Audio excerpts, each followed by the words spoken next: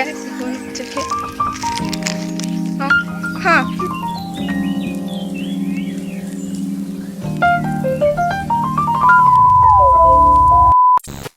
Hello everyone, সবাই কেমন আছো? আমি তো ভীষণ ভালো আছি, তবে কিছুক্ষণ পর ভালো থাকবো কি থাকবো না সেটা ভিডিওটা দেখলেই বুঝতে পারবে। তো চলো ভিডিওটা আগে শেয়ার করে ফেলি।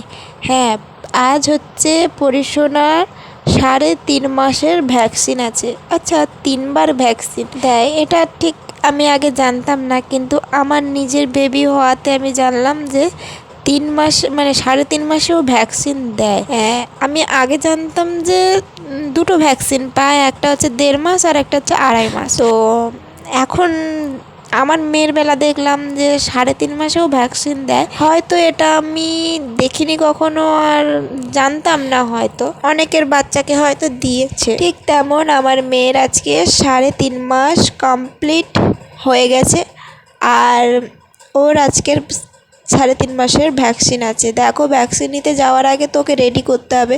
আর ও এত অলস, মানে মা হয়ে বলতে নেই হয়তো, ও এত ঘুমোচ্ছে যে ও ব্রেস্ট ফিডিং করতে করতেও ঘুমিয়ে গেছে।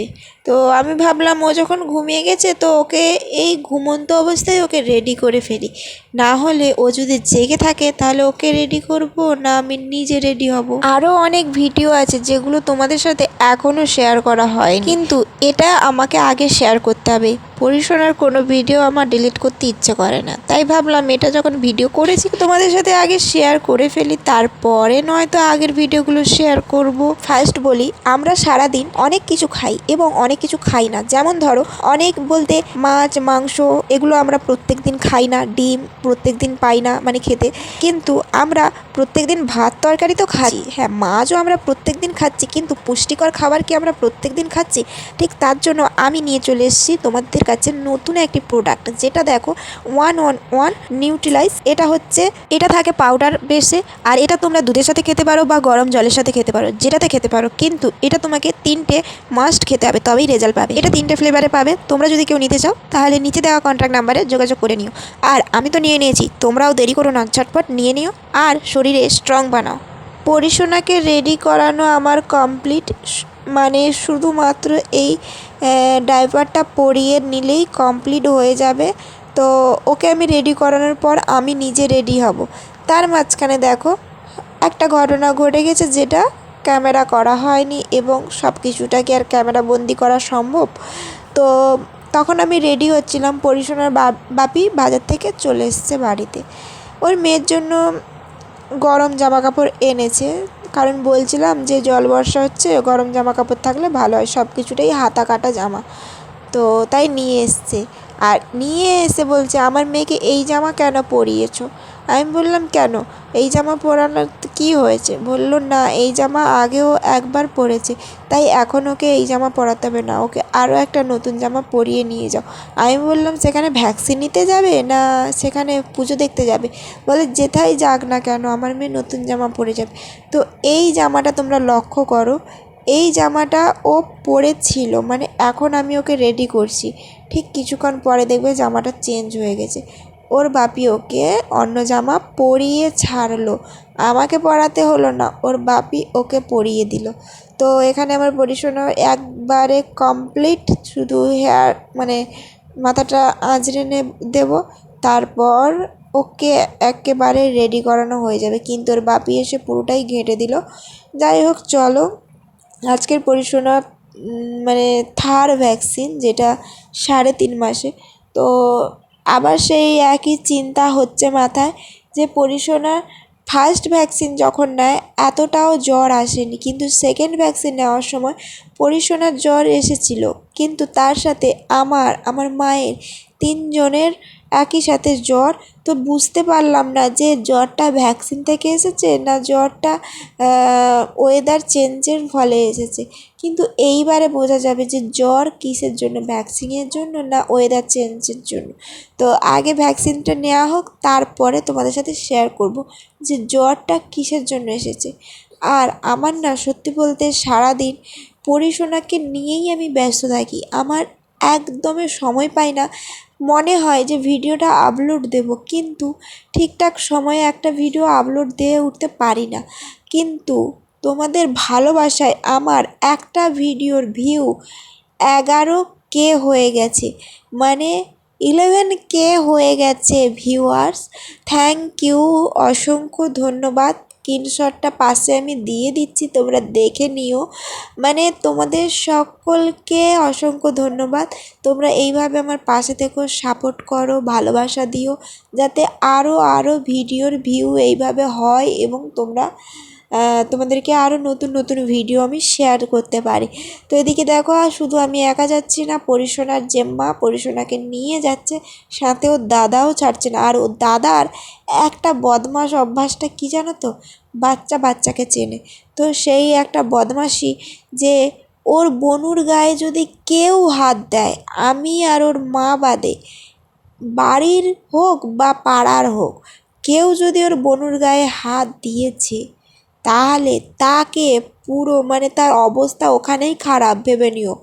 কারণ ওর বনুর গায়ে ও ছাড়া, ওর বনুর মা ছাড়া আর ওর মা ছাড়া কেউ হাত দেবে না। তো দেখো পরিশোনার জামাটা, এই ড্রেসটাই পরিশোনাকে পরানো হয়েছে। ভিডিওটা পরিশোনার দাদাকে দিয়েছিলাম যে একটু ভিডিওটা করে দে, বনুকে আমি নিয়ে যাচ্ছি। ও এইভাবেই ভিডিওটা করে দিল। তারপর দেখো আমাকে নিজেকেই ক্যামেরা ধরতে হলো, কারণ আমার যা সেরকম একটা ভিডিও ধরতে পারে না। তবে যদি আমি রিলস ভিডিও করি ওইগুলোর ক্যামেরাটা ভালো করে ধরে দেয়, তবে সেরকম একটা নয়, মোটামুটি ধরে দেয়। 2000 years later.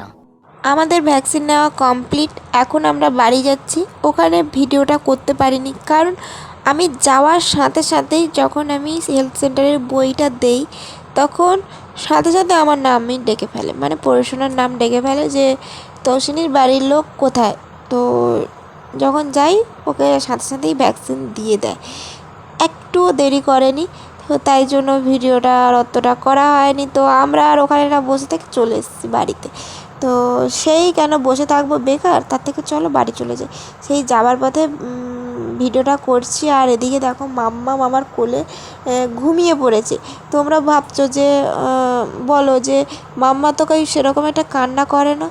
হ্যাঁ, আমার পরিশোনা কান্না করে, তবে সেরকম একটা নয়। ওকে যদি কেউ জোর করে ধরে বেঁধে কিছু দেয়, খাইয়ে দেয় বা যাই করো না কেন, ওকে জোর করে ধরা বাঁধা যাবে না। ওকে ওর মতন হালকা রিল্যাক্স থাকবে, তখনই মানে তাড়াতাড়ি করে দিয়ে দিতে হবে, তাহলে ওর কোনো বিরক্ত না, ওর কোনো কান্নাকাটি না। তো ওকে যদি জোর করে বেঁধে বা ধরে দাও ইঞ্জেকশান বা ওষুধ, তাতেও রেগে যায়। তো ফার্স্ট ও রেগে যায় কখন, যখন ওর মুখে ওষুধ দেয়, তখন গালটা টিপে ওষুধটা টুক করে মুখের মধ্যে দিয়ে দেয়, সেটাতে ওর কান্না যা শুরু হয়। আর কোনো কিছুতেই কান্না করে না। ইঞ্জেকশন মানে ভ্যাকসিন যখন দেয় তখনও অতটাও কান্না করে না। প্রথম হাতে দেওয়ার সময় জাস্ট কান্না করেছে, তারপরে আর কান্না করেনি। কিন্তু বাড়িতে এসে দেখো, তারপর আমি খেতে বসে গেছি আর তাড়াতাড়ি খেয়ে নিচ্ছি, কারণ পরিশোনা ওদিকে দোলনায় শুয়ে আছে। ভিডিওটা দেখাতে পারছি না, কারণ পাশে আমার শ্বশুরমশাই আছে, তার জন্য। আর কি বলতো, ভিডিও করি ঠিকই, কিন্তু সবার সামনে সবটা মানায় না। उसकी आँखों में फैला काजल बातों से करती घायल। তো এখনো পর্যন্ত পরিশোনার সেরকম একটা কোনো প্রবলেম হয়নি, মানে না জ্বর এসেছে না ওর হাত পা ব্যথা, কারণ ও যেভাবে পা হাত পা মানে ছুটছে, তো তাহলে এর থেকে কি বুঝবো আমরা, ওর এতটাও কোনো ব্যথা নেই। তাও আমরা ওর যাতে না সেরকম কষ্ট হয়, তার জন্য ওর ছোট্ট পা বালিশ, তো ওইটা ওর পাশে রেখে দিয়েছি বা পায়ের উপরে রেখে দিয়েছি, যাতে ওর কোনো প্রবলেম না হয়। তো ও দেখি না দারুণভাবেই খেলা করছে, আর এদিকে আমি বসে বসে চাউমিন খাচ্ছি। খুব ইচ্ছে করছিল বাইরের কিছু খাবার খেতে, তো ওর বাপি আমাকে চাউমিন এনে দিল, তাই চাউমিন খাচ্ছি। আর জানি চাউমিন খেতে সবারই ভালো লাগে, আমার তো ভীষণ ভালো লাগে। তার থেকে বেশি ভালো লাগে আমার বিরিয়ানি খেতে। বিরিয়ানির চিকেনের থেকে বিরিয়ানির ভাতটা আমার দারুণ লাগে। তো যাই হোক, চলো। আর এই ভিডিওটা কেমন লাগলো তোমরা কমেন্টে জানিও। তোমরা যেভাবে আমার আগের ভিডিওগুলোতে ভালোবাসা দিয়েছো, সেভাবে এই ভিডিওতে আশা করব ভালোবাসা দেবে। আর যারা যারা শেষ পর্যন্ত ভিডিওটা দেখেছো, তাদেরকে অসংখ্য ধন্যবাদ। দেখা হবে নেক্সট ভিডিওতে। আজকের মতন এখানে গুড নাইট।